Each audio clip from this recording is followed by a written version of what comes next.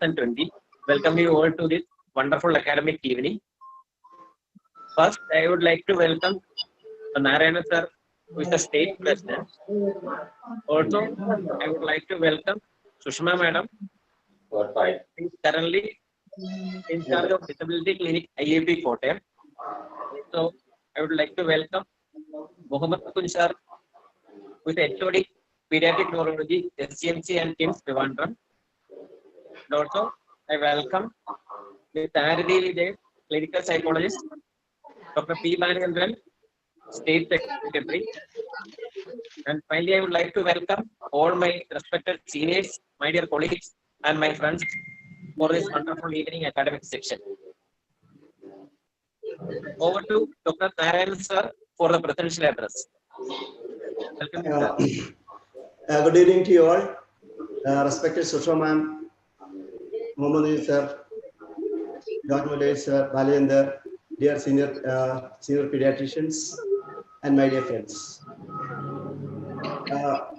As a part of the Disability Week observation, today we have entered the 6th day of the week, and all these days we have been having programs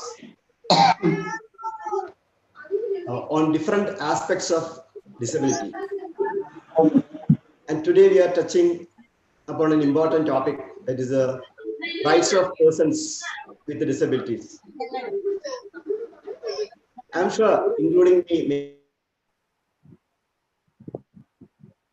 Sir, Narayan sir, unmute, sir. Narayan sir, unmute, please. ഇതുവരെ കേട്ടില്ല? അല്ല കേട്ടു, ഇപ്പം മാത്രം. Disturbance ഉള്ളതുകൊണ്ട് ഞാൻ mute ചെയ്തതാ. Okay, no problem. Okay. So many of us are not aware of the rights of persons with disabilities. Actually, there are nearly 100 million beneficiaries who are now having advantage of this right. It means that disability is not a charity. The benefits they are getting are the rights. So these 21 categories which just come in 2016, that makes them avail reservation in government jobs and things like that, and barrier-free access to public transport and things like that. And surprisingly, even hemophilia, thalassemia, apart from specific learning disability, are all included in this 21 category. So it will be, I think every pediatrician should know that there are 21 categories, and we have our expert neurologist, Sir Kunju sir, on discussing this. And the second topic is also very important: practical assessment of learning disabilities and autism by Ms. Aradi Dev. So these two topics, definitely, I am sure you will enjoy the topics. And I congratulate the Kottayam branch for arranging this CME and picking up important topics. And also I take this opportunity to thank Sushma ma'am, especially for 3 things that she has done for IAP Kerala this year. First one is preparing a module for the action plan, high risk newborn follow-up. Then secondly, taking excellent teaching sessions for general practitioners on neurodevelopmental disorders and growth. And definitely taking active interest. Thirdly, it's for the keen interest she's taking to run a disability clinic at IAP House Kottayam, even during these COVID times. So IAP Kerala is very much indebted to ma'am, and she was my president when I was the treasurer way back in 2004. Thank you, ma'am, and I wish you all happy learning. Thank you. Thank you, Narayanan sir. Next, I would like to invite our dear Professor Sushma madam to moderate the session. As Sir has already described, Madam is actively involved in taking care of the disabled children of the free disability clinic run by IAP Kottayam. So I request Madam to moderate the academic session. We have two eminent speakers, Professor Dr. Mohammed Kunju and a clinical psychologist, Mrs. Ardi Dev, for today's session. Well, our chairperson, Dr. Jis, respected State President Dr. Narayan, Secretary Dr. Balasundar, District Secretary Dr. Nisha, Mulail sir, other dignitaries present here, and also the faculty, Dr. Mohammed Kunju, as well as Arati, the clinical psychologist. Actually, I am interested to hear this topic today because I don't know anything about this part of the disability. Whenever children come to our clinic or even in our otherwise hospital setup, we directly refer them to for a disability. They refer them to the disability clinic. That is, years back, it was in the medical college setup, and they were wandering here and there. At times, some people come to me directly and ask a certificate. With my limited knowledge, I make an assessment by the disability grading and give a certificate and tell them that this is not the proper way. If you are teacher or the whichever is the institution, if they agree, then it's okay. Otherwise, you have to go through the proper way. But none of them have come back with complaint. But that's not the situation now. This week, the Disability Week is there, and the activities are torrentially occurring. And I think Sunu found it much difficult to get a right time or a right day for this session to be conducted.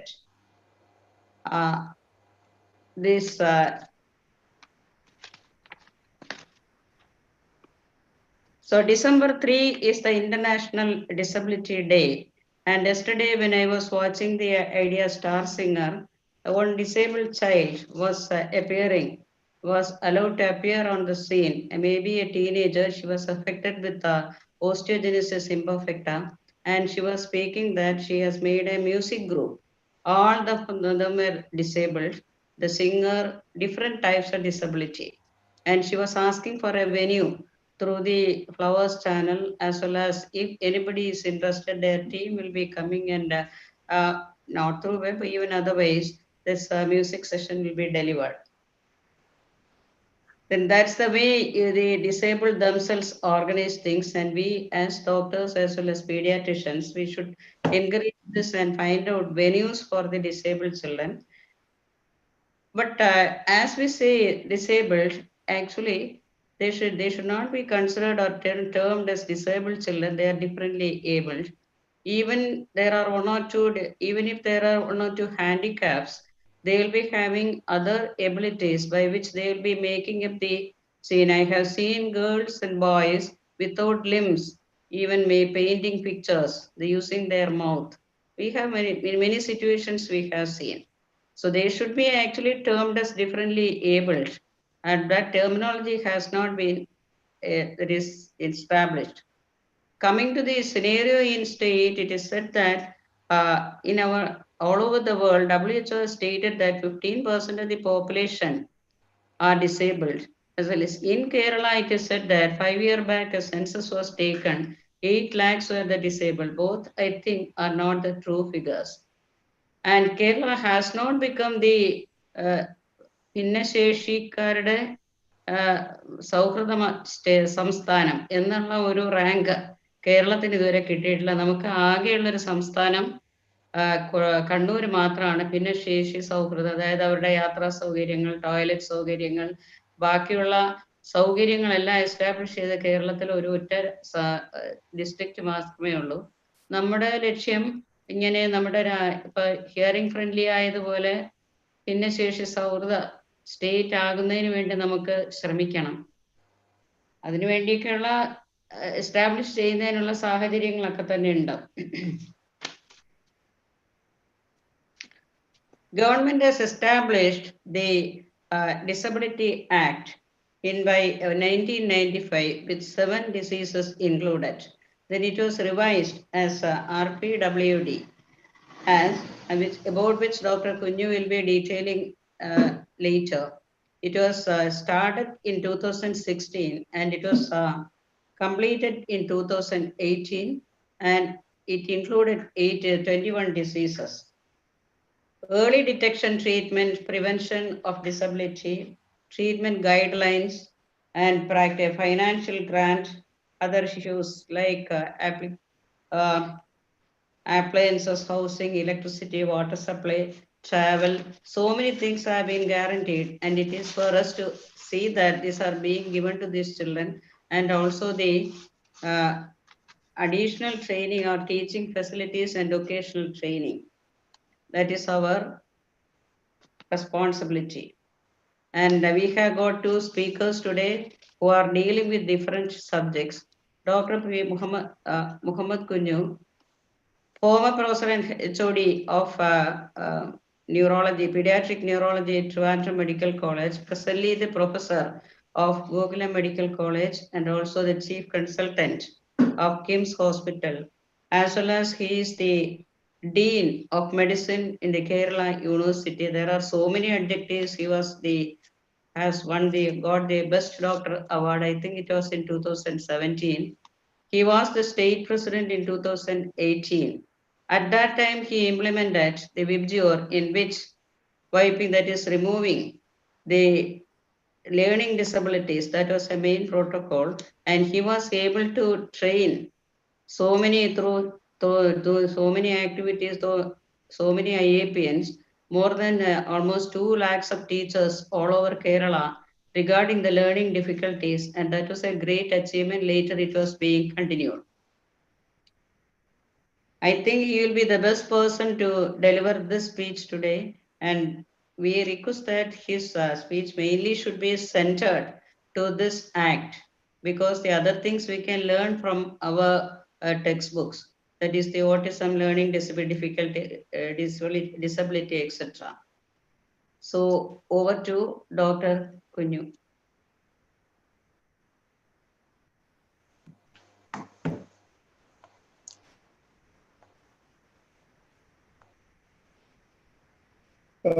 Good evening. Actually, first of all, I must thank the Kottayam branch of IAP for doing this program. But I must say that I'm having a side problem because here it is raining now, and my net by which I am connecting my computer laptop is facing some problem. So I think if our other speaker is ready, she can start it, and by the time I connect it, I'll do my uploading. If well, Arati, are you here? Are you ready? Or else, is she there? Nisha, Arati, call up Arati. I don't think she's there. Okay. In that case, what I'll do is I'll start with the presentation. I'll just So you can try present without presentation. You can hear. I'll show the I'll try one technique by which I'll be able to show you the slides also. Okay. Sir, I think she hasn't joined. Oh, why you should have made it sure I that called her in the morning personally. Okay.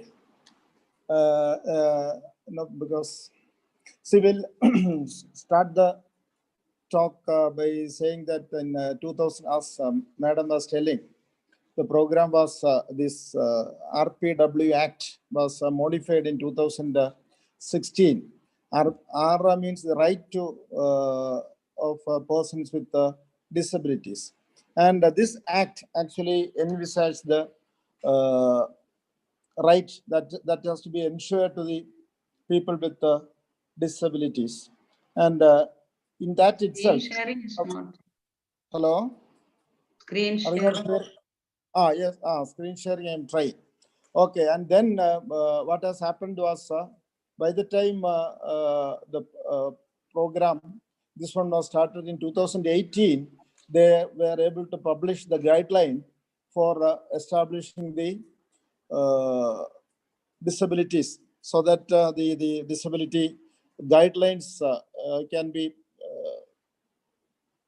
put up, and by that we will be able to give a certification, and by that governmental schemes can be implemented. So in that disability certification, okay.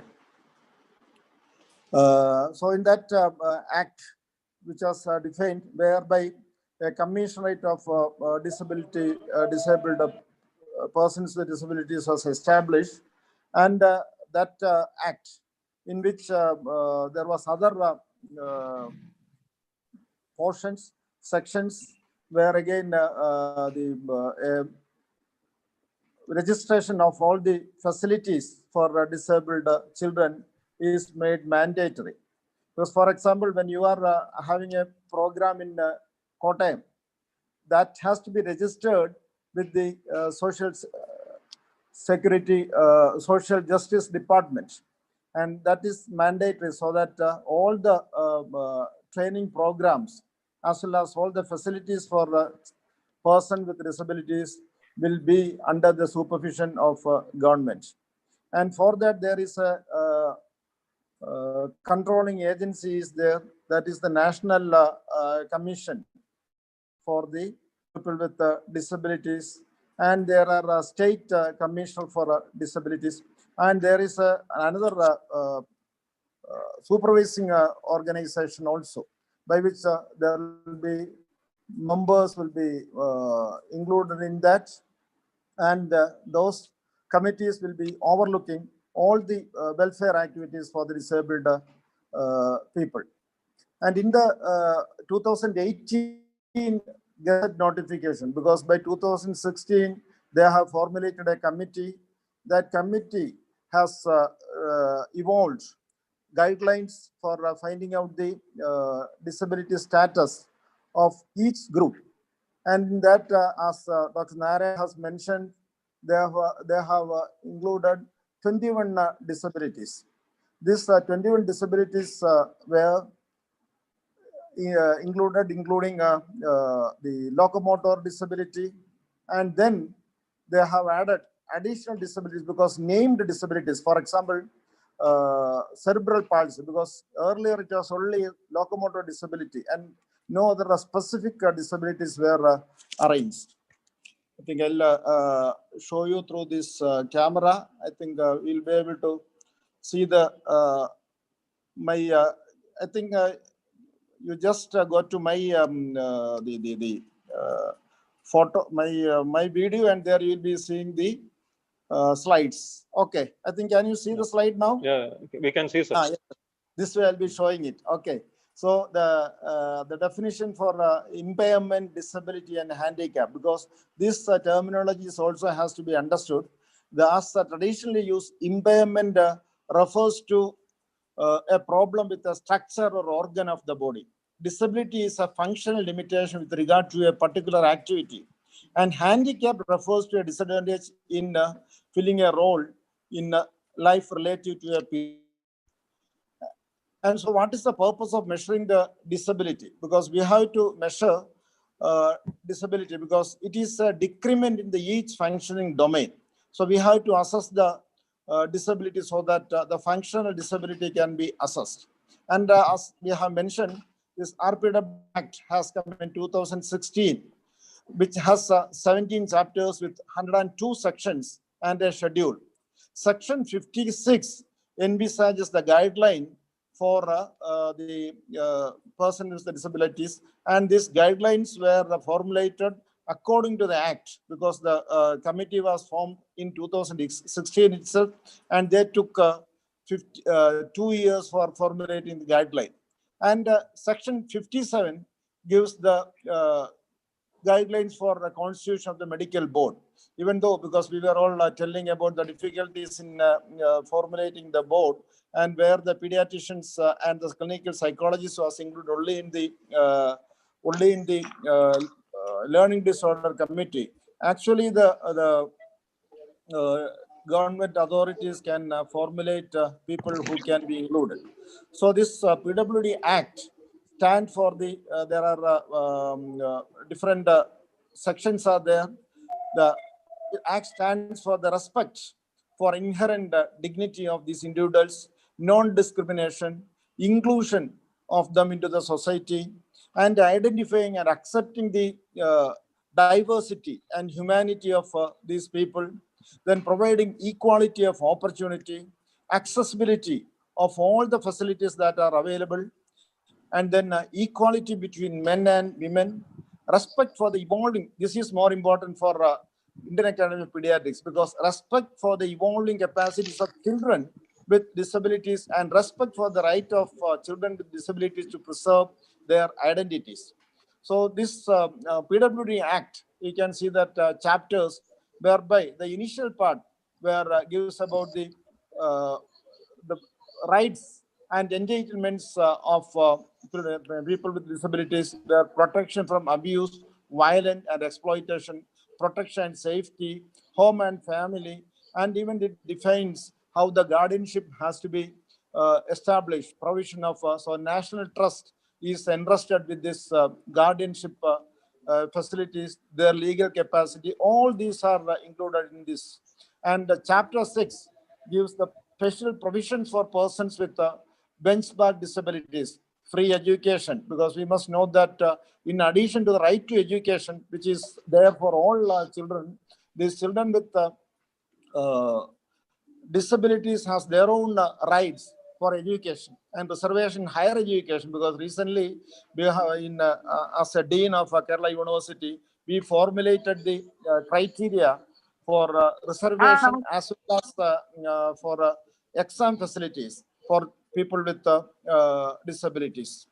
Then there are incentives to private employees, that is also there. Then special employment exchange for people with disabilities are there.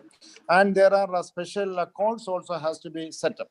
As I have mentioned, there is a central and a state advisory boards on disability and district level committees also has to be. And this is the Gazette notification that has come in 2018, 4th January. This is what we are all following for the disability assessment. Actually, in this guideline for evaluation procedure for certification, various specific disabilities are given. And this has with the support of Government of India, Ministry of Health and Family Welfare, Ministry of Social Justice and Empowerment, Department of Empowerment for Persons with Disabilities. And this supersedes the 2001 guideline for disability evaluation. So in this, the initial committee was formulated for 8 committees for different disability groups. And this included locomotor disability, blindness and low vision, deaf and hard of hearing, and speech and language disability, intellectual disability, mental illness, chronic neurological conditions, hemophilia, thalassemia, and sickle cell disease, and multiple disabilities. So these are the 21 disabilities whereby they have included. You can see that blindness and low vision is also included. So people with low vision, I will be coming to that. Locomotor disability, even though this is included as a locomotor disabilities, all the physical disabilities, both neurological and orthopedic, and even dwarfism. Dwarfism is considered. Leprosy cured persons are given a separate entitlement.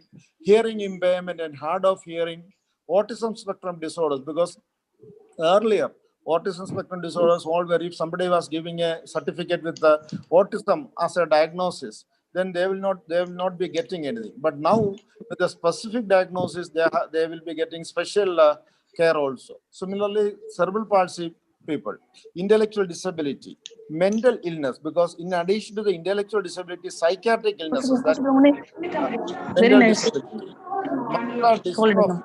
Black and white. chronic neurological Very nice. condition, Beautiful. then specific learning disabilities. Somebody has kept the audio on. Please mute that. Then you can see that thalassemia, multiple disabilities, See, and multiple sclerosis, you must remember, it is given separately. Similarly, acid attack survivors, and finally, Parkinson disease is also considered as a. So these are the 21 disabilities. So if anybody is having a disability, for each one, there are criteria there for fixing up the percentage disability. And so that means all these people will be entitled for rights of a person with disabilities. And you must understand that they have a right for reservation. And government reservation, earlier it was 3%. And now they have included autism, specific learning disorders, and cerebral palsy additionally with 1% reservation more. And recently, because of this act, we have the government of Kerala, with the help of us and different doctors, including psychiatrists, neurologists, pediatric neurologists, they have identified different jobs for people with disabilities. For example, a person with autism also can be included in a government press where repetitive activities can be done, where binding. So such jobs were reserved for them. Similarly, people with cerebral palsy, learning disorders, all where the specific jobs were identified. Whenever PSC notifies a job, these jobs, a certain number of vacancies will be kept for people with disabilities.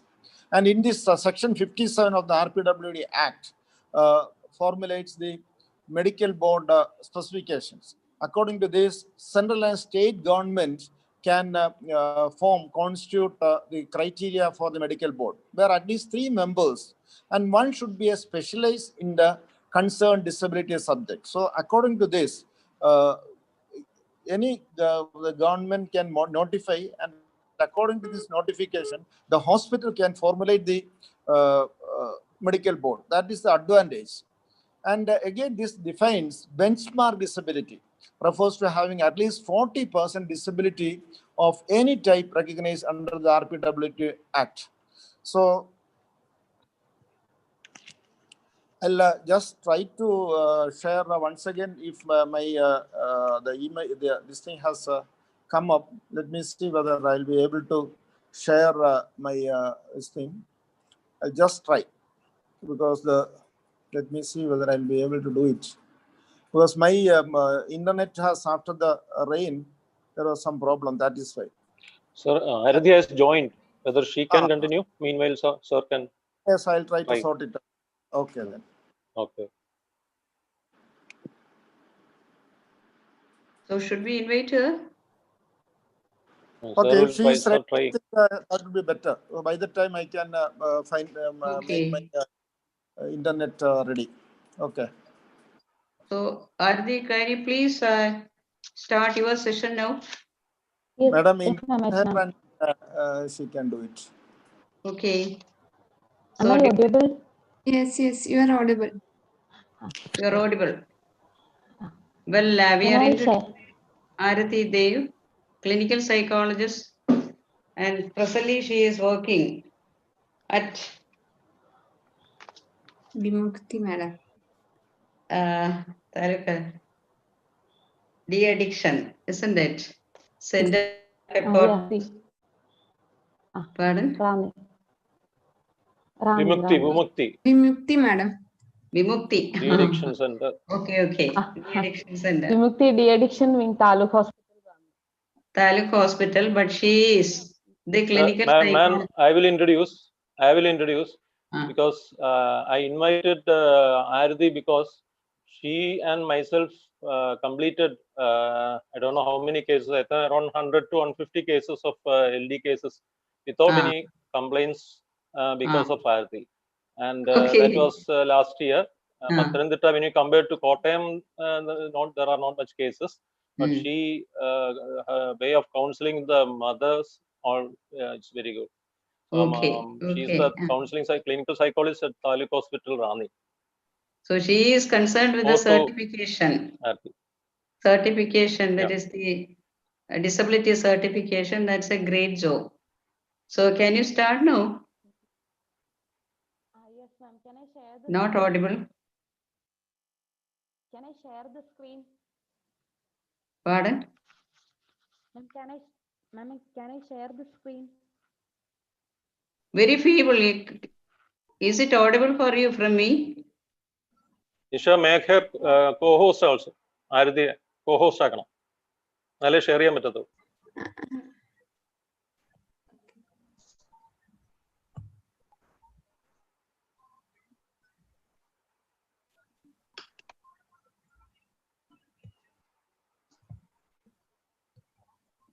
Nisha. Sir.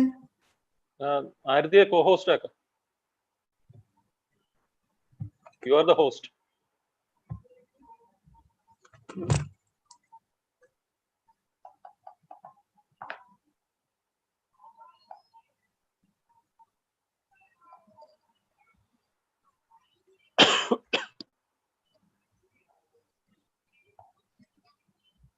Done, sir. Aruthi, now Can you share now?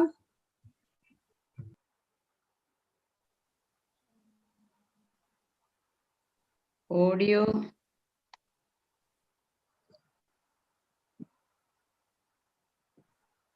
Is it visible? Okay.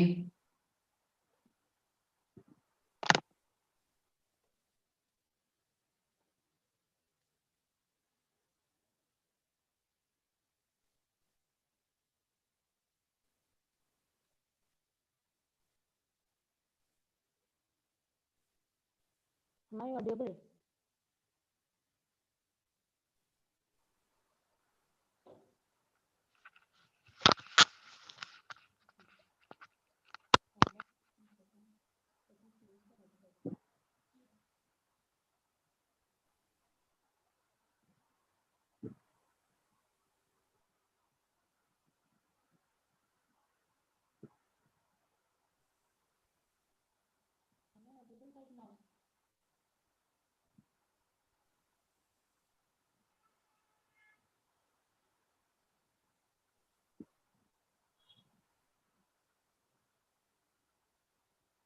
headset Hello, ഇല്ലാതെ can't പറഞ്ഞോ. hear. Headset ഇല്ലാതെ പറഞ്ഞോ. You remove the headset.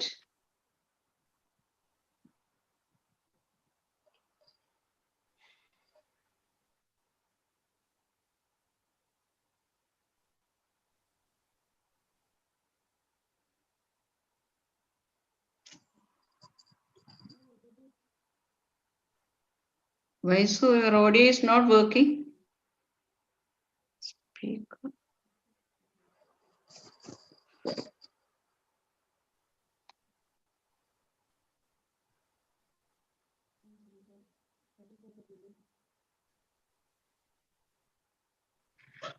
Can't hear.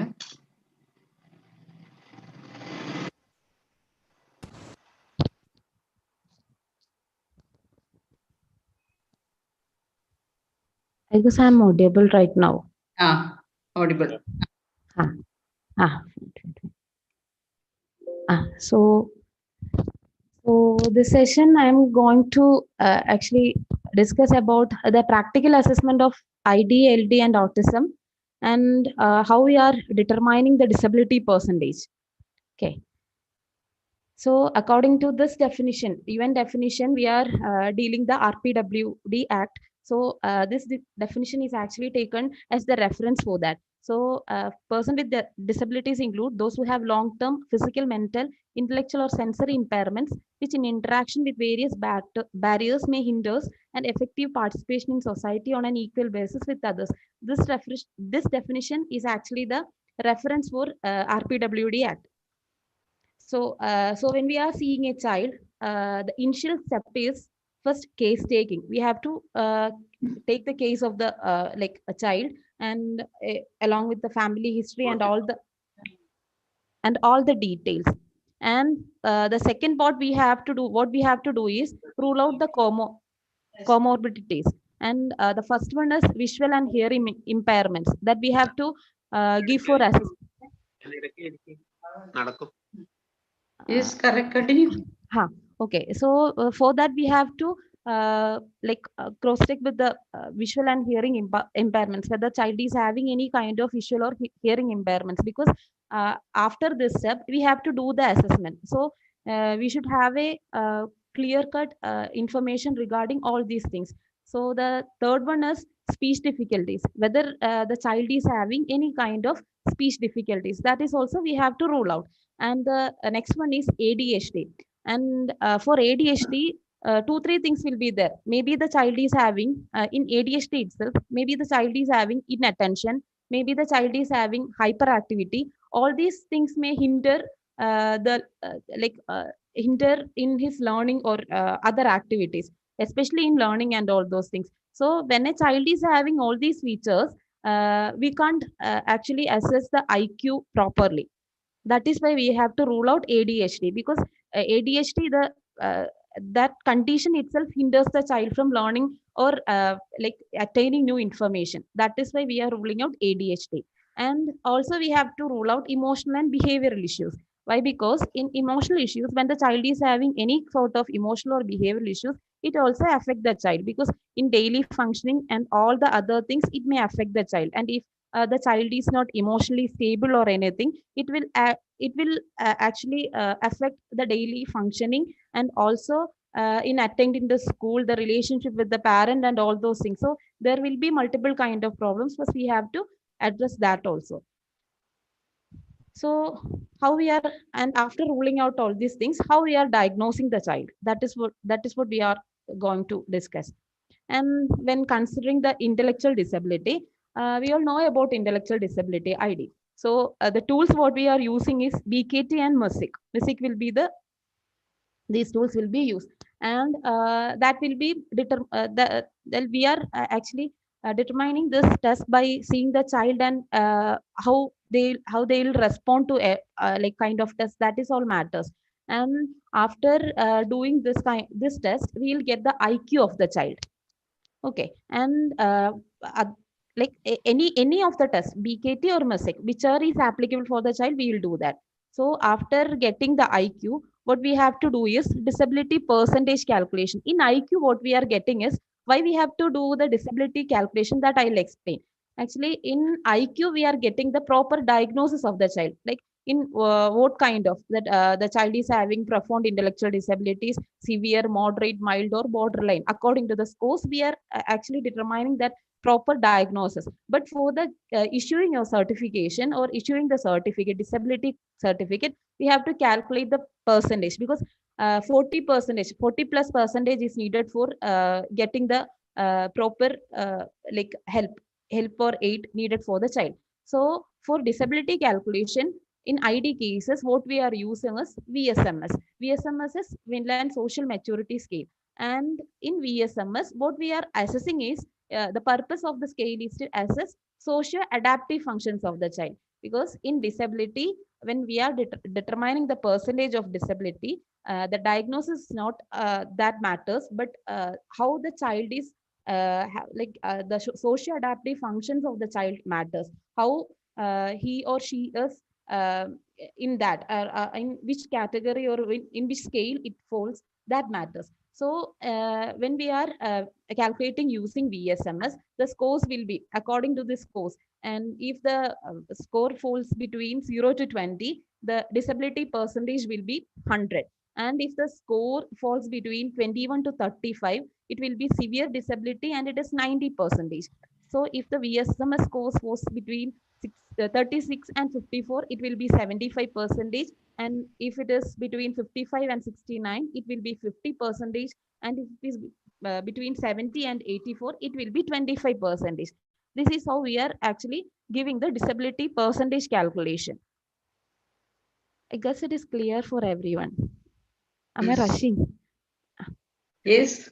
Okay. And the age for certification, and this is the next level important thing for issuing a certificate. So minimum age for certification of a child is age 1. Okay, after age 1 only we can give the certificate. And for 1 to 5 years, we are not giving any other diagnosis other than global developmental delay. Whatever be the issue, that we are giving the diagnosis as global developmental delay. And above 5 years, we are giving the proper diagnosis, whether it is any other thing or otherwise intellectual disability. So this is how we are giving the certificate and age for certificate. And medical authority, regarding the medical authority, medical superintendent will be there, pediatrician will be there, psychiatrist or physician according to the age. Like if it is like 18 plus, psychiatrist must be there. That is why in giving the disability certificate it should be there. And other one is clinical or rehabilitation psychologist and a psychiatrist. That is how the board functions.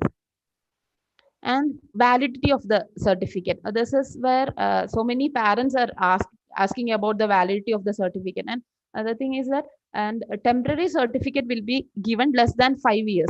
Like if like valid for minimum 3 years or 5 years, which is earlier. That is how we are giving the certificate. And for more children more than 5 years, certificate have to, for the certificate we have to mention the renewal age. That is, if we are issuing a certificate in the 5 years, why it is because like less than 5 years we are giving the diagnosis GDD, global developmental delay. After 5 years only we are giving the diagnosis. When we are giving, when we issued a certificate after 5 years, we have to renew the certificate at the age of 10 and at the age of 18. And for that purpose they have to give another application, renewal application. So after 18 years the certificate which is issued will be valid lifelong. That is how it works. Okay, so next, can we move to SLD, specific learning disability? Okay. Okay, so in learning disability, the first step is IQ assessment. Why? Because if the IQ is like above 85, then only we have to consider it for learning disability. Because up to 85, it is all comes under borderline and all those things, like average categories and all those things. So if the IQ falls above 85 category, we have to consider for SLD. Because so this for the main point about the learning disability children is that they'll be having a normal IQ, but they will be having disabilities in regarding to the learning kind of things. Maybe it might be related to grammar kind of things, maybe related to maths, maybe related to any other area. So the difficulty will be there in specific kind of area which we have to rule out. And the rule, and how we are ruling out this thing, or how we are assessing, the tool which is used is NSLD, that is NIMHANS Specific Learning Disability Battery. This is developed by NIMHANS, and this is a standard tool which is mentioned in our mentioned by our government. And the common understanding about LD is that LD child is having 40% disability. So all the children who is having who is diagnosed as a learning learning disability is having 40% disability. This is the fact which we have to we have an understanding about. So the renewal age for this is 14 years and 18 years of age. This will be the renewal period. 5 years, after 5 years we can like we can start assessing, and like after that 7th class onwards we can give the certificate and all those things. In between we can give the training and all those things. So we have to rule out whether it is learning disability or whether it is learning difficulty. So these two things we have to differentiate. So the renewal age is 14 and 18 years. After 18 years it will be the permanent one. And when moving on to autism, the diagnostics tool which we are using is Indian scale ISA, that is Indian Scale for Assessment of Autism. And ISA, apart from all these things, while considering ISA, the autism, how we are diagnosing it, like how we are giving the proper diagnosis is like less than 70, it's normal, and 70 to 106, it is mild autism, and 107 to 153, it is moderate autism, and above 153, it is severe autism. This is how we are giving the diagnosis. And the disability percentage is different for autism. According to the ISA, we are calculating the disability percentage also. Why? Because in autism cases, we don't have to do VSMS, because already in autism, the condition itself is the child will be having difficulties in socio-adaptive functioning. So there is no point of doing the VSMS. So according to the scores of ISA, we are considering the disability percentage. And for ISA, the disability percentage 70, 40%, 71 to 88, it is 50%, 89 to 105, it is 60%, 106 to 123, it is 70%.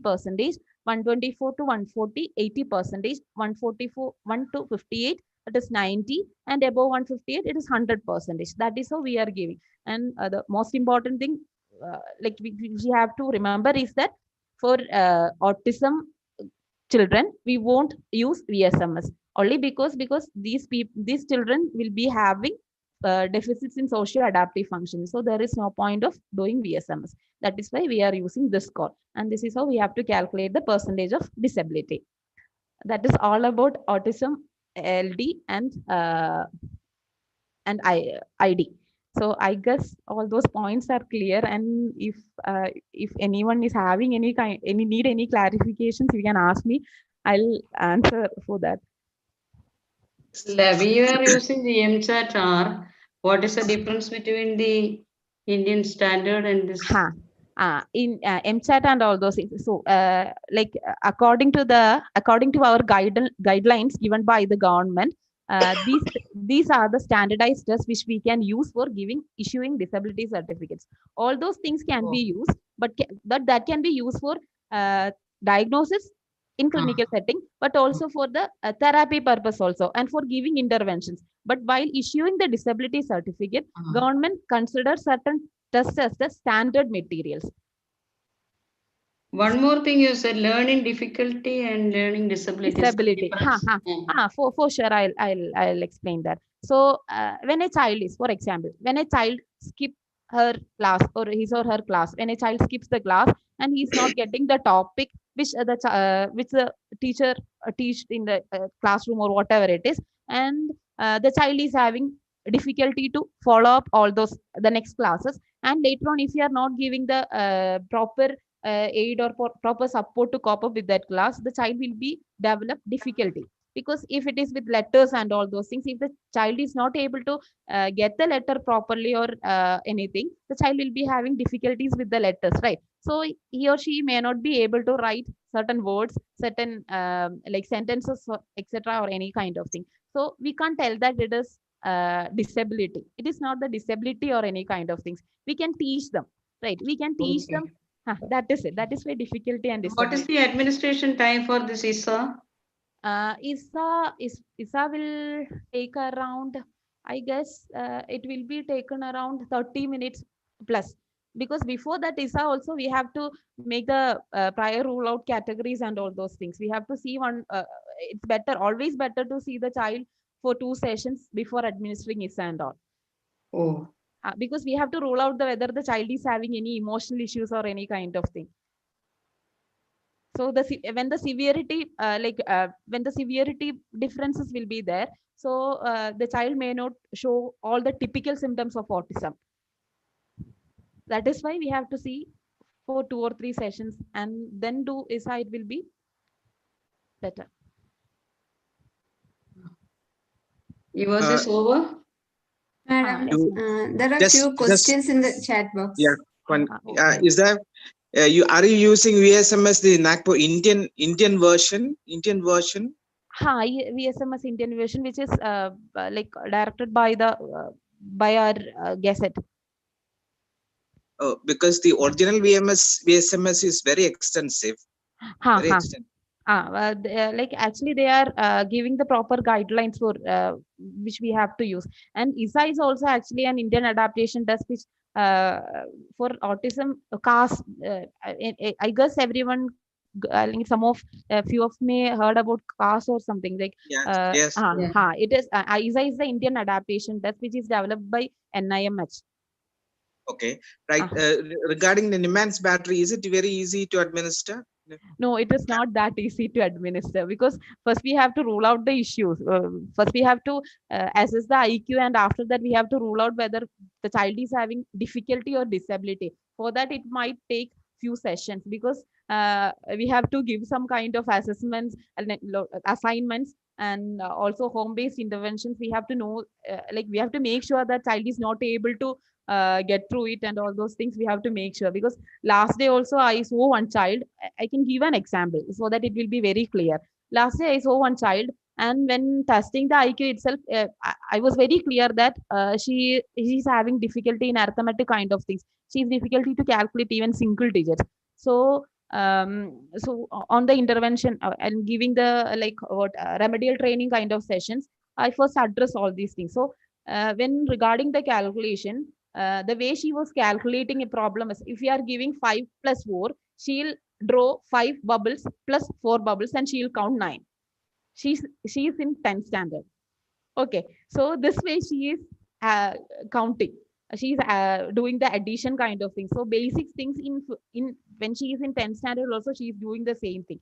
So at the same time, I just try to teach her the way of calculating the things. So after that, within 20-30 minutes, she started to learn the way how to calculate 2-digit and all those things. So we can't tell that it is difficulty. Okay. For a disability, it is difficulty in learning. That when we address the issue and when we make the child to teach or give the remedial training in the right path, she can improve. So that kind of things might not be disability. Regarding Malins and BKT, the younger, the 6CF, it is from 6 years, you can use that.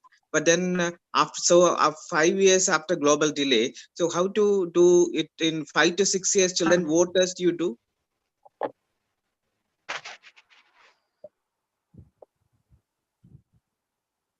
Okay. Not audible. Hello. Sir, BKT most and probably will be using BSMS. Like mostly BKT and Malins will be there. And Malins, in Malins, what we are assessing is so why we are assessing Malins, that I'll tell. Okay. Questions are there in the chat box. Okay, carry on with questions. Range problem, I think. That point I missed out actually. Those things, comorbid conditions, right? A child is having in IQ, when we are calculating the IQ, there might be a big difference, especially when we are administering Malins. There are 2 sessions: verbal quotient and performance. VQ and PQ will be there. So combining these 2, we will get the IQ. Especially when the child is having this epilepsy and all those conditions. When we are re-administering or when we are reassessing the case after several years for a recertification, we can see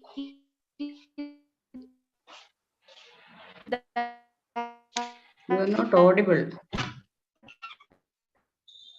So these kind of things will be there. Hello? Hello? Is it clear?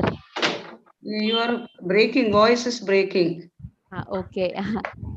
Okay, now am I audible? There are some questions in the chat box. Okay. Ardi, you can type on the chat box. That answer you can type on the chat box. Dr. Jayaprakash has asked you. Okay. You can type on the chat box. There is one more question in the chat box. Okay.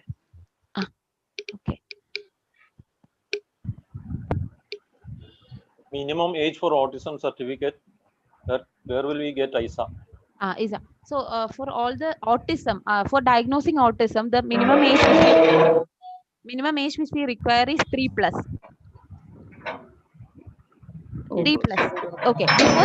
Before 3 also, the child may show symptoms, but features only. We will mention in diagnosis, we will mention it as autistic features only. After 3, we can diagnose it as autism. Okay. Okay. Go back to Kunju sir. Yes. Okay. I'm happy that my slides are being shared now. Okay, so we can see it now. Okay. So these were the 21 disabilities that we were discussing. And sir, can you make it slideshow? Yes, it is coming. There may be some delay. Already it has become. Yes. Okay. Now, so those are the 21 disabilities that we have seen. Okay. So I think, as I have mentioned, in addition to the chronic neurological conditions, muscular dystrophy, mental illness, and acid attack big survivors, Parkinson's disease, multiple disabilities, will come under this group.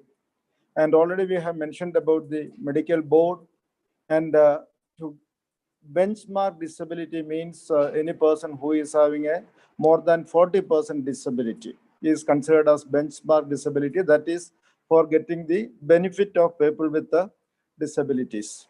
And a temporary disability certificate is valid for 5 years, and a permanent disability, if you write on the certificate that is permanent, then it is valid for lifetime. As I have mentioned, so 40% the minimum disability to get benefit under RPWD. And any dispute or any controversy, the Director General of Health Service, Ministry of Health and Family Welfare will be the final authority.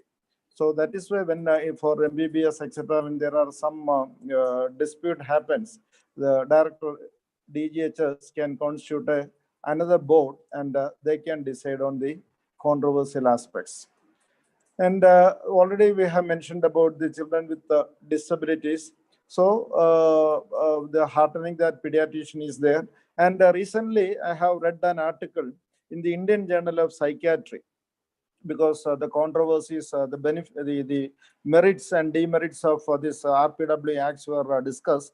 And definitely, because when it was printed, I must say that it is overlooked that a psychiatrist is not included in this learning disability board. But I think it's only overlooking. That is why the Kerala government has brought in this through the state commissioner, because any person who requires a learning disability certificate can be issued by assessing the IQ, and then the aim must be to facilitate a child's right to get facilities during examination, as well as for other things. As asked, see, for example, when poor learning is there, it is not only learning disorder. So this we must understand. It can be due to mental retardation, as mentioned, ADHD, and autism spectrum disorders, visual impairment, hearing impairment, speech delay, etc. So this also can be there, and we can find out these disabilities, and that also can be added to the learning disorder as a separate thing, and the certificate can be issued. So there is no problem in issuing those certificates also. Then coming to the locomotor disabilities, physical disability, again, say that includes leprosy cured persons, dwarfism, muscular dystrophy, acid attack victim, and congenital limb deficiencies, and human lesions like stroke. So this also, everything is included. And that means affliction of musculoskeletal or nervous system or both will come under locomotor disability. And for each, for example, upper limb itself, one may be eligible for up to 100%, even though the final thing will be only total should not be more than 100%, because for each limb we may be calculating. This PPI means permanent physical impairment. This is one short form used in the certification process. And so the total value of arm component is 90% when we are calculating the arm component, leg component, etc. And this can be assessed by assessing the muscle power. That is a range of movements, strength, and coordinated activities can be looked into. And for upper limb, so it is for arm component is 90%, means shoulder abnormal affected, it is 20%, elbow means up to 20%, wrist up to 10%, and hands it will be 40%. So this will add to 90%. So then additional weightage can be done given for other abnormalities, for example, like sensory. So here prehension, that means hand function is more important. Earlier there was less importance was given, it was almost equal, but additional input is given for hand, that is 90%. And even the sensation impairment, see, you can see that up to 30%.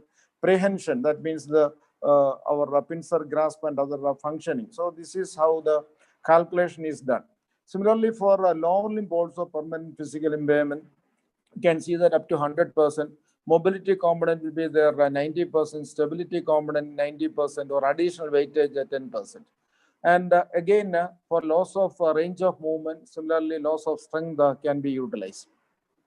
So evaluation, you can see that the maximum is 90%, hip 35%, knee 35%, and angle 20%. So here it will be 90%. So these are the thing which will be calculated by the orthopedician, physiatrist, and a pediatrician also can be there in that committee. Then coming to the cerebral palsy for us again, because cerebral palsy, the lower limb function can be assessed by the GMFCS. And again, it is not that difficult, because we can see that all the pediatricians know about the gross motor function classification. It's very easy, because GFCS level 1 means he has a decreased speed and balance. It is level 1, that's all. And level 2 means they need a railing, some sort of support for, but they can walk. But only thing is that they have minimal ability to run or jump, and has difficulty with uneven surfaces, that's all. Then 2 means they will require some amount of assistive devices for walking. And grade 4 means, see, they can walking ability severely limited even with assistive devices. And 5 is needs complete support. So that means here the calculation is like that. So level 1 walks without limitations, level 2 walks with limitations, level 3 walks using a handheld mobility device, level 4 self-mobility with limitations, but can use powered mobility, and level 5 transport in a manual wheelchair. So the calculation is easier. For example, level 1, it will be less than 40. But starting from level 2 onwards, so you can see that it will be 50 to, so that means level 2, it will be around 40 to 50%. So above that, so that means definitely they will get a certification. And you can see that level 5 will be 80% or more. So that way it will be coming. And assessing, so you can assess the comorbidities, that also can be added to that. For example, visual comorbidities, the hearing impairment is there, speech impairment is there. For each one, additional disability percentage can be calculated, and then a combining formula is, for example, A is for the cerebral palsy calculation. That will be the higher value. Then B will be, for example, they have some amount of speech difficulty. For that, again, a scale is there. And to that, so B into 90 minus A divided by 90 plus A will give the value. So that way the total percentage can be calculated. Only thing is that finally the calculated physical impairment percentage should not be more than 100%. That's all. And similarly for the upper limb function, this manual ability classification system, MAX, can be utilized from 4 to 18 years. I'm not going to that, where the handling the objects. So that means upper limb as well as lower limb function can be assessed. And similarly for stroke and other disability, other weaknesses, this modified ranking scale. Again, it is easier because no symptoms, 0, 1 no significant disability. Then comes the mild, moderate, severe. So with that, easily the disability can be calculated, and there is a score. For example, see if the a slight disability but unable to carry out all previous activities. If one is having some inability in doing their previous activities, that means we can easily give them 40 to 50% of disability. So that means whenever there is some functional impairment, they immediately will get a 40% disability. That is the, then similarly, when we consider the additional things, sensory symptoms, bladder symptoms, ataxia, even ataxia, so you can say anesthesia, hypoesthesia, even paresthesia, up to 30% people can get a disability. And even for ataxia, many times earlier when I refer children with ataxia, the medical board were not giving any disability at all. See, even for moderate ataxia, they can get up to 40 to 60%. So that means ataxia is also a locomotor disability. Similarly, bladder symptoms. So any person with a bladder symptom can get see up to 100% of disability just with one bladder involvement. And the committee will be with the superintendent, physical medicine or ortho people, and one specialist is nominated with chief medical officer, so they can nominate anybody. For example, neurologists, psychiatrists, they will be having a dementia. So in that case, psychiatrists can be enrolled to that. That is why there is no need for the psychiatric association to make any problem, because if a superint depute one psychiatrist to the learning disability committee, then they have to function as a part of the committee. That's all. And again, we must understand that the scoliosis and even a kyphosis can be qualified for a disability. For example, see, the normal angle for us is for a normal kyphosis up to 20 to 40 degree. But 70 to 80 degree means one will get a 40% disability. So that even the lymphedema, so a person with a filariasis can go for a disability certification. And multiple disabilities, which include, because one person can have a person with autism can have better retardation, or a dwarfism, because dwarfism also is eligible. And you calculate it according to the A plus B. And again, once you calculate 2, then additionally you can go on calculating like that by adding the multiple disabilities. So each one, for example, one A means it is 30 plus B. Another, for example, hearing disability is 30 and visual disability is 20%. Then you add A plus, then B into 90 minus A by 90. So it will be 30 plus 13 means 43%. So he qualifies. Even though there is hearing disability is only 30, visual disability is only 20, when it is added, they are eligible for getting a disability benefits. That's the importance. So intellectual disability, similarly, already it is mentioned.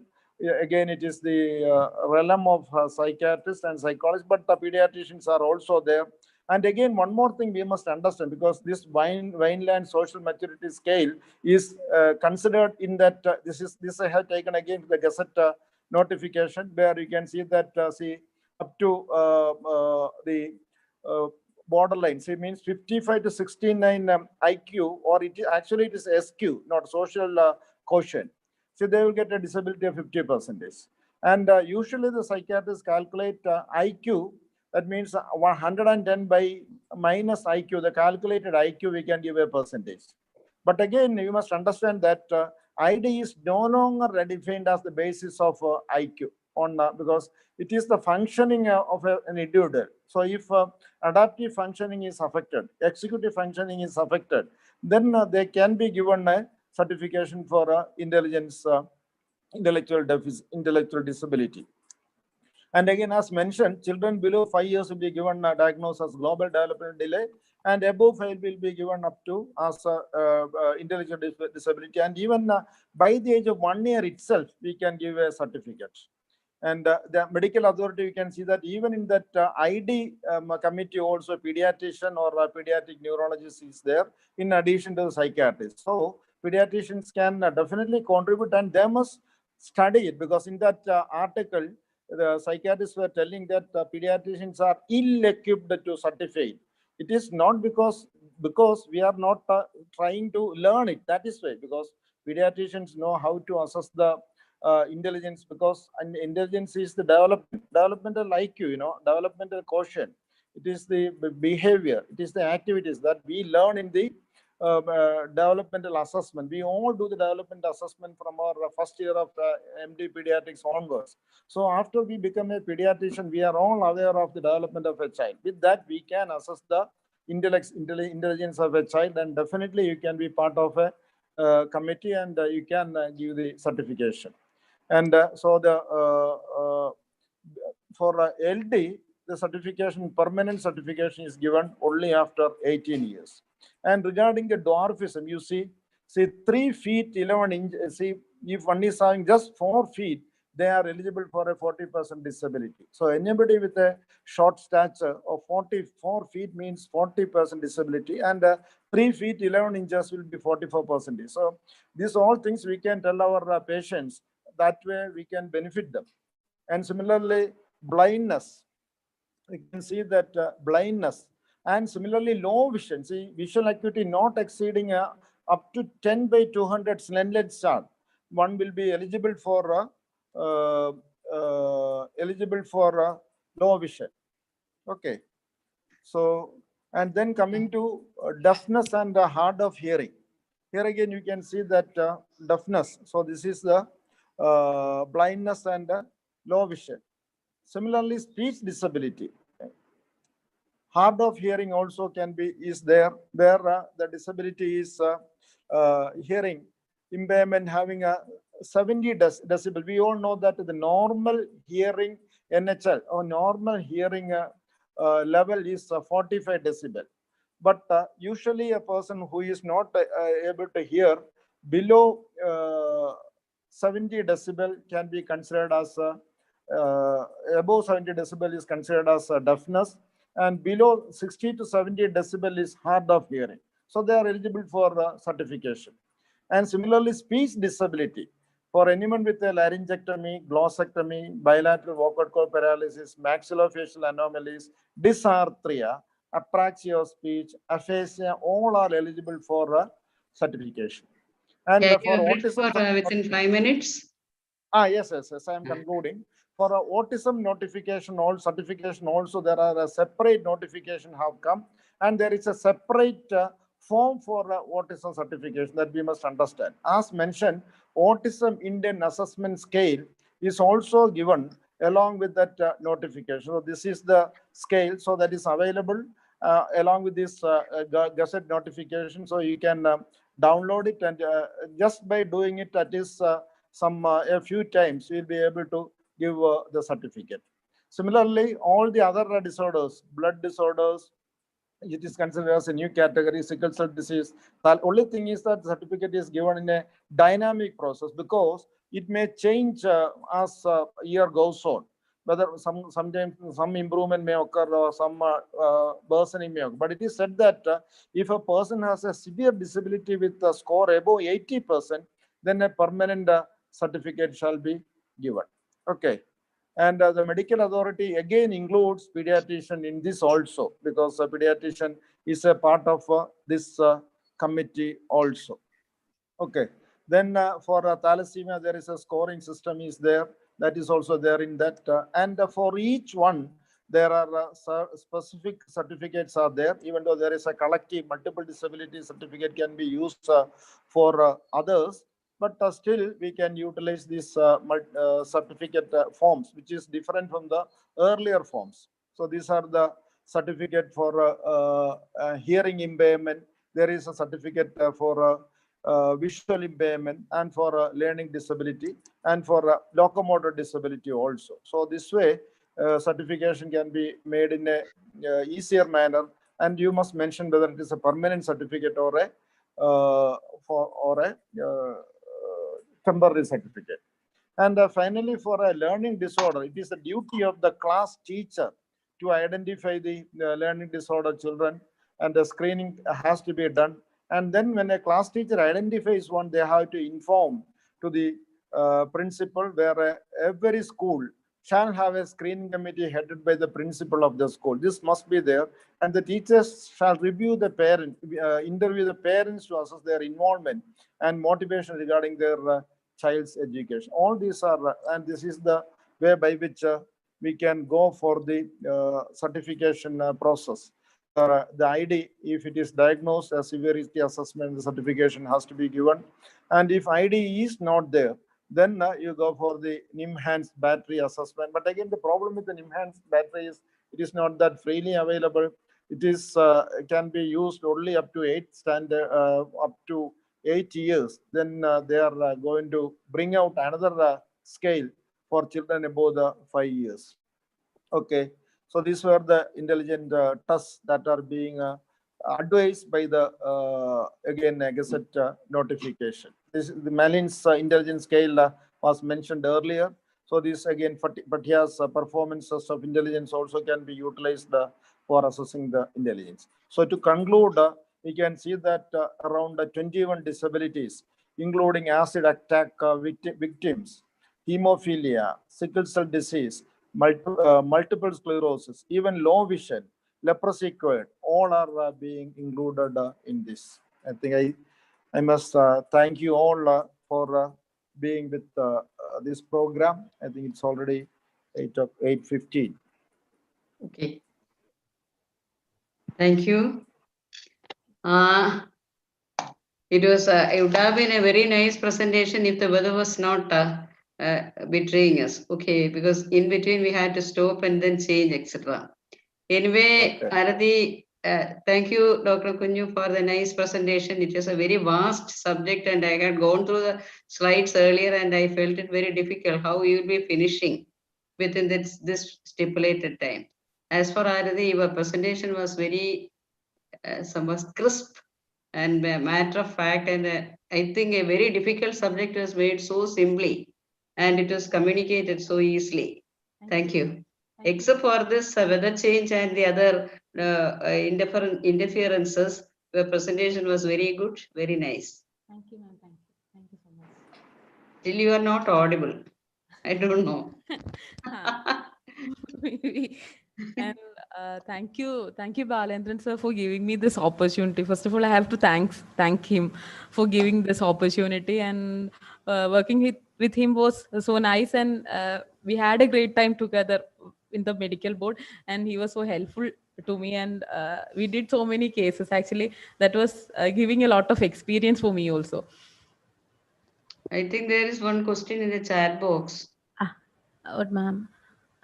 If the child is slow learner with IQ 75 and VSMS adaptive corresponding to 25 disability will this okay for board exam that I can answer. Okay, so the thing is, if the disability percentage is less, it has been it is like the child won't be get any kind of concessions for board exams, because in slow learner category and all those things, and if the disability percentage is 25%, according to this act and all this disability certificate, what we are intending to do is that, so if a child is not trainable or having difficulties to function as a normal child in our environment, we are issuing the certificate, disability certificate. So the adaptive functions are proper for a child, the child can survive.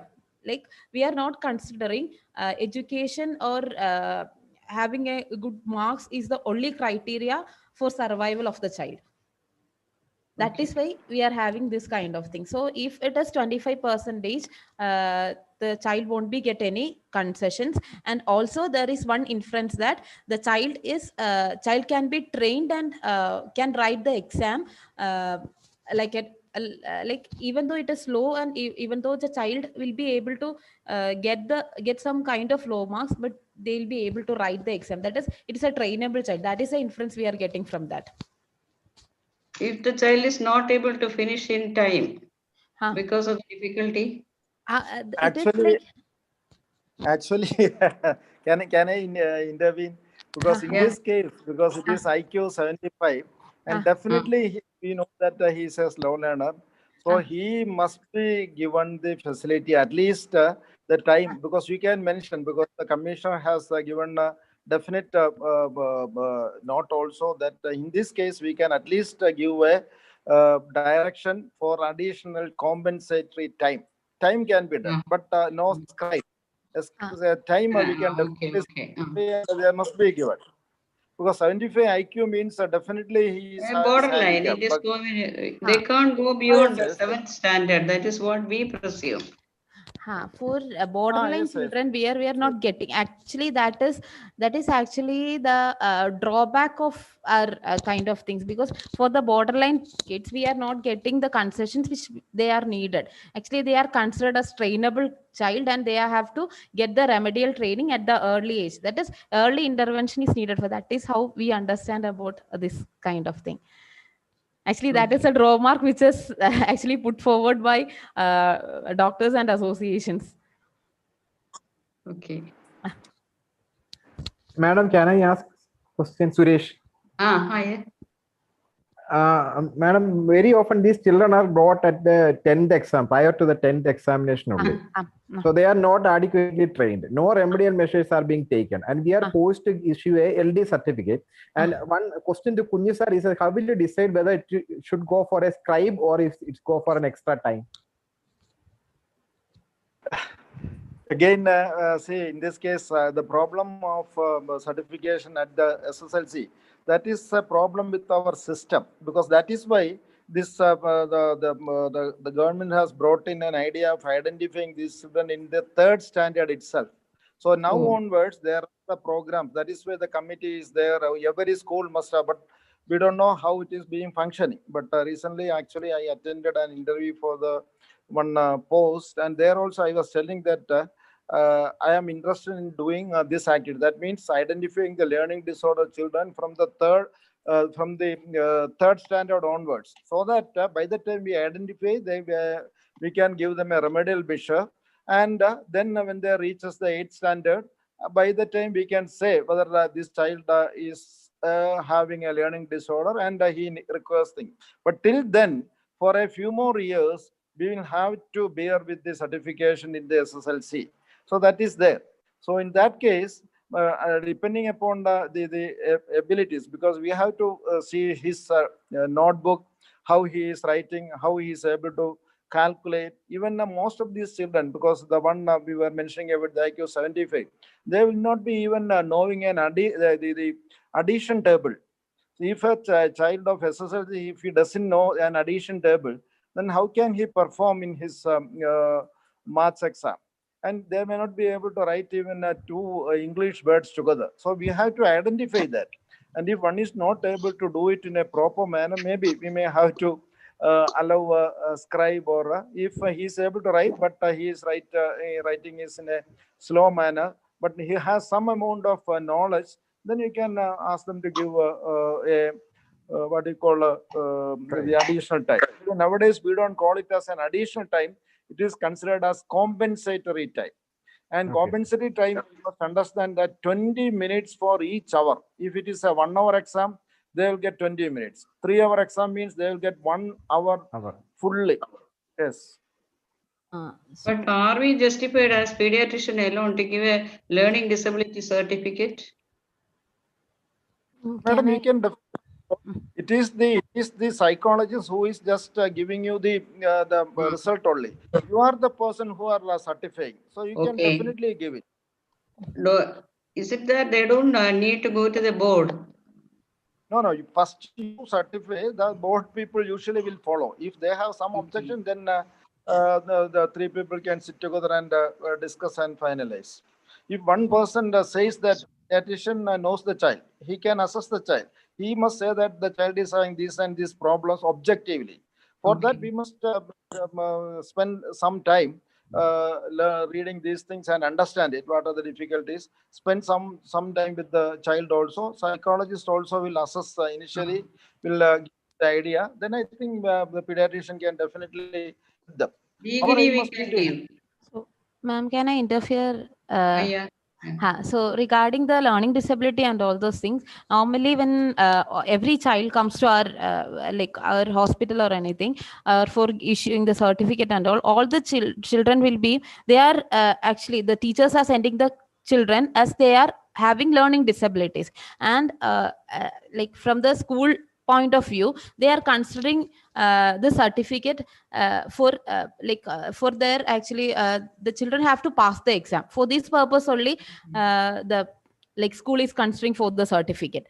So the basic issue is that so if you are issuing the certificate which is if you are issuing a certificate with 40%, for the child is not having any kind of such issues.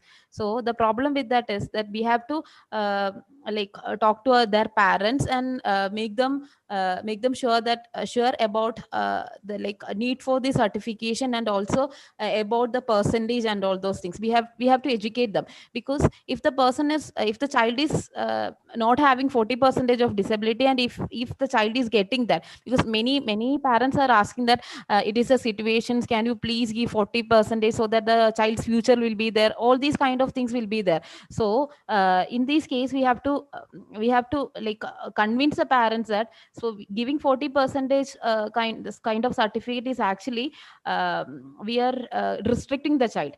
because if the child is able to do some kind of things and we are giving 40%, the child is losing so many opportunities. So in case of ID and all those things, as per my knowledge, if the child is able to do some other kind of things, like even in sports, or if she's good or he's good in driving and all those things, in getting the license also it will be affected. So madam, they are actually misusing this certificate.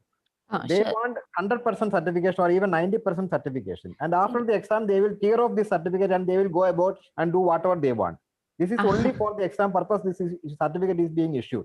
That is the greatest harm with this issue.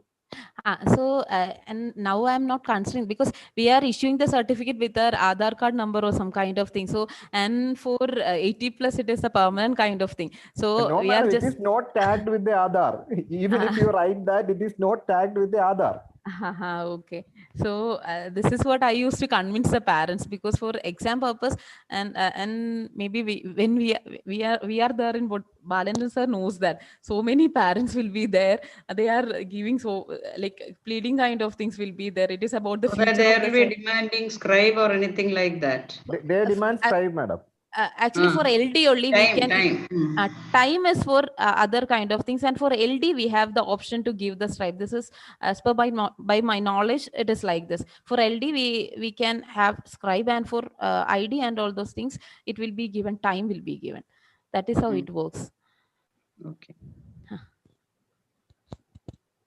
Then to which group of students, children, the scribe is being advised? LD, especially with writing difficulty. Writing difficulty. Okay. Specific writing difficulty. Okay.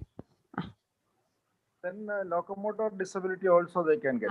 Okay. Locomotor disability. I'm just like mentioning about this LD and all this. That is why.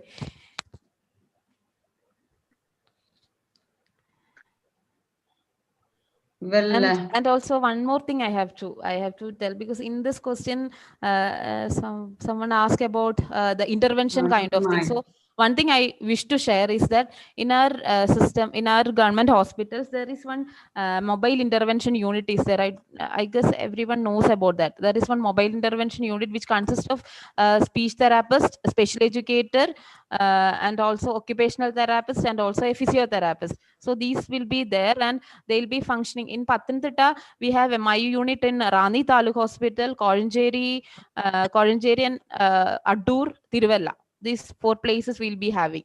So these children can be referred to these centers where they will get free, like all these interventions in free of cost. That is the group called Sarva Shiksha Abhiyan. Is it so? It is not SSA, it is MI unit, which is actually by our health department, mobile intervention unit, for addressing the issues of the child. So it will be a team. So like they will be appointed to each day they will be appointed to one hospital, like hospital or school? Hospital.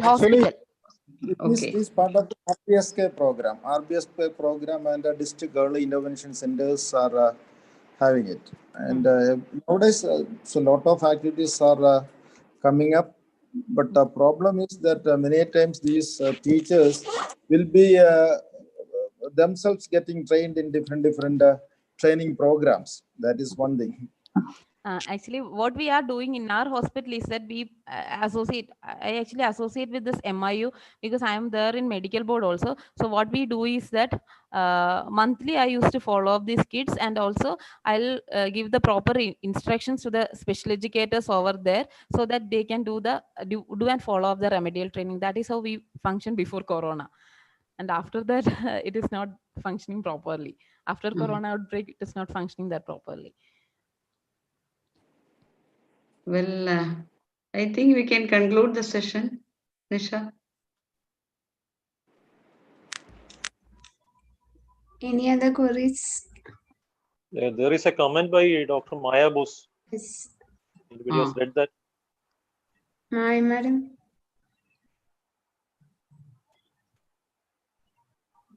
I'm sorry, I'm driving and I just parked and made the comment.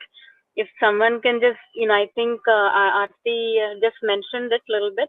I didn't know that there was mobile intervention unit that provided help for learning disability children, but it's not available in all DICs also, is it?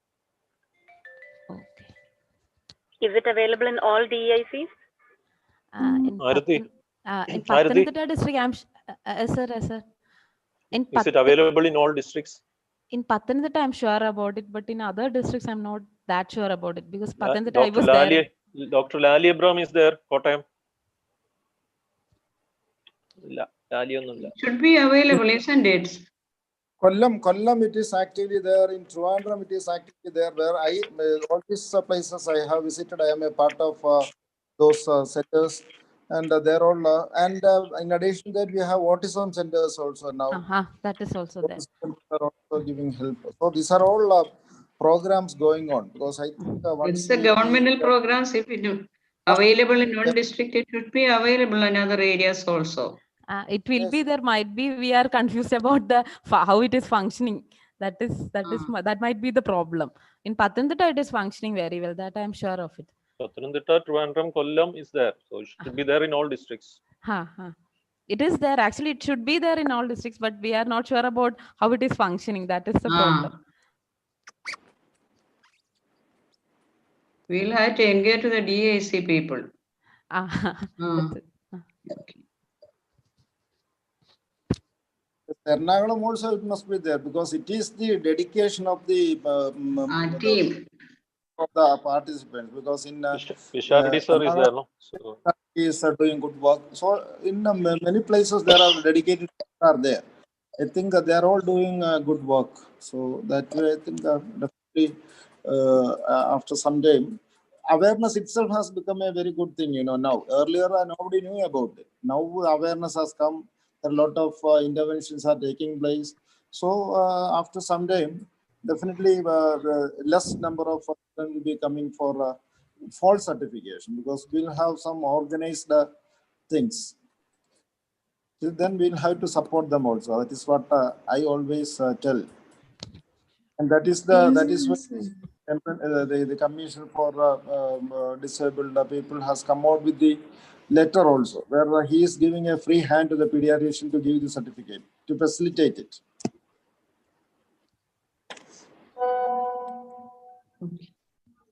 Kottayam also, we were having some mobile intervention unit previously, before the start of our RIIC, sir. But since the start of RIIC, they are not coming.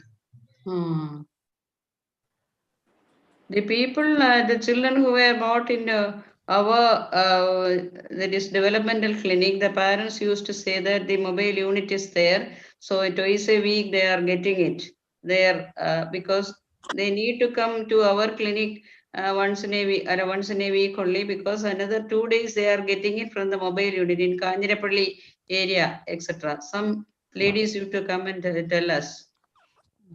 Vaikam also, madam. Kandipalli, Vaikam and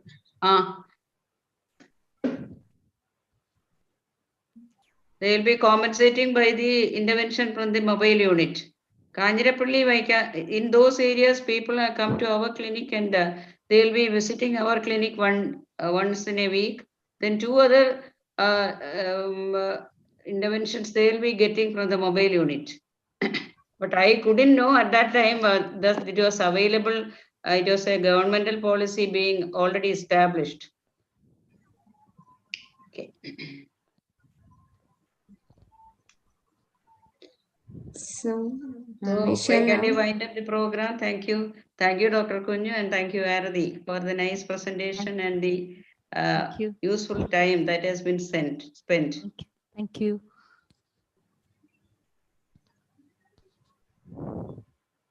Thank you, madam, for the wonderful introduction as well as for the moderation. Your presence actually was. You are a great person. Okay. Thank you each and everyone for patient listening, and thank you, ma'am, for moderating this very well, and thank you, Balandan sir, for giving this opportunity. Thank you all. Well, some glimpse have been obtained for the listeners. It's a very vast topic. We are entering into that. Okay. Okay. Yes, it was a very elaborate discussion by Kunju sir and Arati. Thank you, sir. Thank you, Arati. And also thank you, Sushma madam, for actively moderating the session. Thank you, Narayanan sir, who gave the presidential address, and also our Balchandra sir, who hosted the meeting. And it was all worked under sir's directions. And also, I also thank all the participants who attended, all the senior members and our colleagues. Thank you all. Thank you. Nisha, YouTube live on stop ചെയ്തേക്കാം. Okay, sir. Sunu join ചെയ്തു ഇപ്പം president.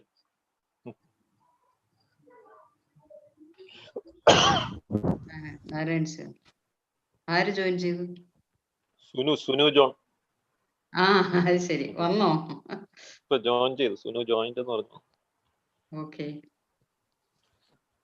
Unexpected ആയിട്ട് എറണാകുളം വരെ പോകേണ്ടി വന്നു. Thank you madam. Okay, thank you. Good night. Good night. Thank you Arathi. Thank you sir. Good night. Nisha YouTube live stop ചെയ്തിട്ടില്ല. നിഷ പോയോ? ഇല്ല, നിഷ ഉണ്ട്. സാറേ, ഞാൻ എന്റെ മറ്റേ മൊബൈലിൽ നിന്ന് ലോഗ് ഔട്ട് ചെയ്തു. അതിലാണ് ഹോസ്റ്റ് ഉള്ളത്. അപ്പൊ തിരിച്ച് അപ്പൊ വേറെ ആരെങ്കിലും ഇതായി കാണും, നോക്കട്ടെ. ഹോസ്റ്റ് ആരും ഇല്ലല്ലോ. അപ്പൊ തിരിച്ചൊന്ന് കേറി നോക്കാം. നോക്കാം സാർ.